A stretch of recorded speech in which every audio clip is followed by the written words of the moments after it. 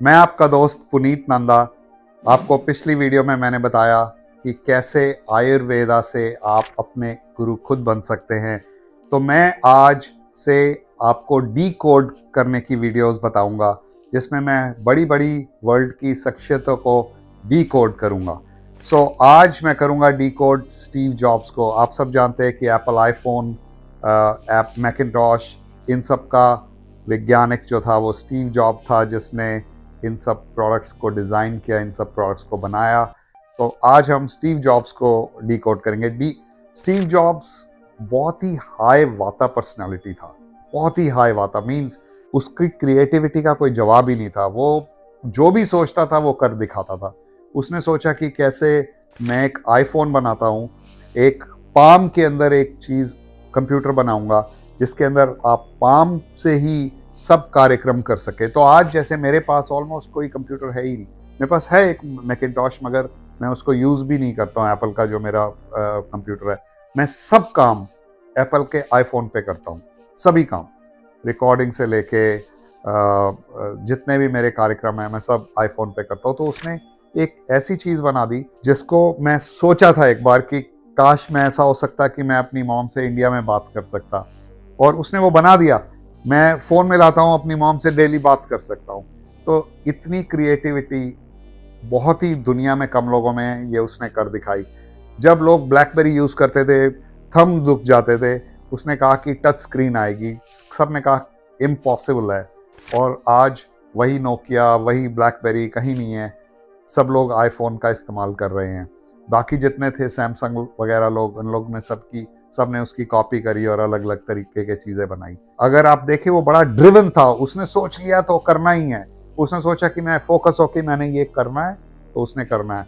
चाहे उसको कितनी मुश्किलों का सामना करना पड़ा, उसे बाहर निकाल दिया गया क्या उसकी कंपनी से। वो जब पैदा हुआ था तो वो किसी सीरियन पिताजी के और अंग्रेज़ माता का बच्चा था, और उसको किसी अंग्रेज़ों ने यहाँ पर पाला, और फिर वो स्टीव जॉब्स बना। उसने अपने दोस्तों के साथ में 21 साल में अपनी कंपनी शुरू करी, मगर बेचारा 56 साल की उम्र में चला गया। तो क्या रीज़न था कि वो सिर्फ 56 ईयर्स की उम्र में चला गया? चलिए उसको डी कोड करते हैं। उसकी जो पर्सनैलिटी थी, ये तो आप जान गए होंगे। एम्बिशन इतनी थी और इतनी ज़्यादा इनोवेशन थी, इसका मतलब वो बहुत ही हाई वाता और बहुत ही हाई पिता था। तो उसकी जो पर्सनैलिटी थी वो वाता पिता है। अगर आपको अपना चेक करना है कि आपका दोषा क्या है, तो मैंने gurunanda.com पर एक क्विज लगाई है 10 क्वेश्चंस की। आप वो क्विज लीजिए, आपको उस क्विज से पता लग जाएगा कि आपका दोषा क्या है, ताकि आप अपने आप को खुद डिकोड कर सके। दूसरा, अगर आप देखें तो जब उसकी वाता पर्सनैलिटी जो थी वो इतनी ज़्यादा थी, इतना इम्बैलेंस हो गया। जब वाता इम्बैलेंस हो जाता है तो आपको डाइजेस्टिव इश्यूज हो जाते हैं, डाइजेस्टिव इश्यूज हो जाते हैं, और आपकी बॉडी में न्यूट्रिएंट्स की एब्जॉर्प्शन नहीं हो पाती है। जब आपकी बॉडी में न्यूट्रिएंट्स ही नहीं आएंगे, आप कितना भी अच्छा खाना खा लें, आप सेब खाएं, ब्लैकबेरी खाएं, ब्लूबेरी खाएं, मगर अगर आप उसमें से वाइटामिन और न्यूट्रिएंट्स एब्जॉर्ब नहीं आपकी बॉडी करेगी, तो उसका कोई फ़ायदा नहीं है। आपका इम्यूनिटी सिस्टम वीक हो जाएगा अगर बहुत हाई वाता होगी। और इसी तरीके अगर एक्सट्रीम पिता होगी, मतलब वो इतना एंग्री हो जाता था कि जो लोग, मेरी कज़न एक काम करती थी एप्पल में, वो बताती थी कि लोग एलिवेटर में भी नहीं घुसना चाहते थे जिसमें स्टीव जॉब्स जाता था, क्योंकि वो उसी वक्त इतने गुस्से में आ जाता था, उनको फायर कर देता था। वो इतना होशियार था, 170-180 आईक्यू का बंदा था, कि जो लोअर आईक्यू के बंदे थे उसको समझ ही नहीं आते थे, वो गुस्से में आ जाता था। वो एक्सट्रीम गुस्सैल था, जिसके कारण उसका अपना इन्फ्लेमेशन बहुत हाई था। अब इन सब चीज़ों को कॉम्प्रोमाइज़ करने के लिए वो अजीब अजीब चीज़ें करता था, जैसे कि वो फ्रूटेरियन हो गया। एक दिन खाना है तो सब सेब ही खाना है, एक दिन खाना है तो सब नाशपाती ही खानी है, कुछ भी ऐसा चीज़ें करता था। एक्सट्रीम डाइट्स करता था। उसके पास इन्फ्लेमेशन बहुत ज़्यादा थी, क्योंकि वो इतना हाई पिता था कि इन्फ्लेमेशन बॉडी में ज़्यादा है। इन्फ्लेमेशन से क्या होता है, सूजन होती है, जिसके कारण आपको और अलग अलग किस्म की परेशानियाँ होती हैं। तो अल्टीमेटली, चाहे मॉडर्न साइंस कहती है कि हमें मालूम नहीं कि पैनक्रियाटिक कैंसर क्यों हुआ, पर आयुर्वेद के हिसाब से जब इम्बैलेंस इतने एक्सट्रीम हो जाते हैं तो आपको रोग हो जाता है। और रोग जो है एक्सट्रीम इन्फ्लेमेशन का एक कारण कैंसर है। और जो इतना फ्रूट खाना, इतना ज़्यादा फ्रूट खाना, मॉडरेशन एक्सट्रीम हो जाए तो एक कहावत है इंग्लिश में, everything in moderation including moderation. बिल्कुल अब बहुत एक्सट्रीम में मत जाएं।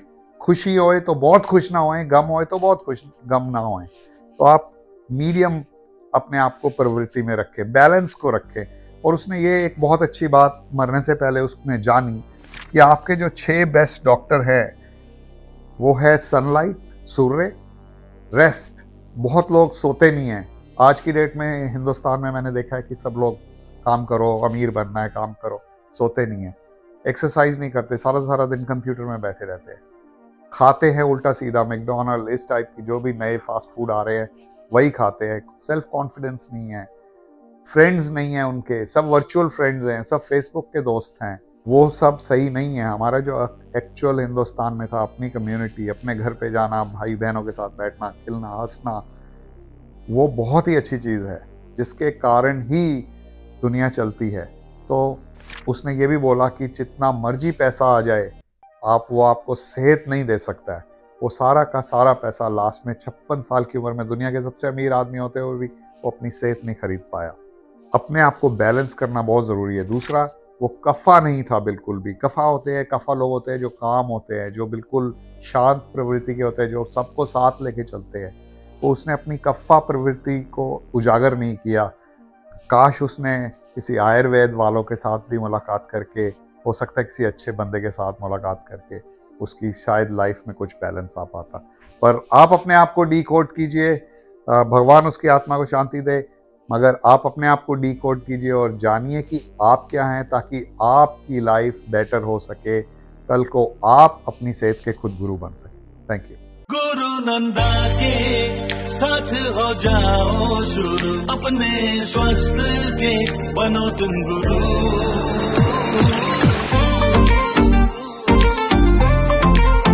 गुरु नंदा ताजा सांसें, चमकती मुस्कान, सफेद दांतों से आए खुशियां जहां। सुबह शाम रोज अपना देसी नेचुरल गुरु नंदा ओरल केयर प्रोडक्ट्स इस्तेमाल करें।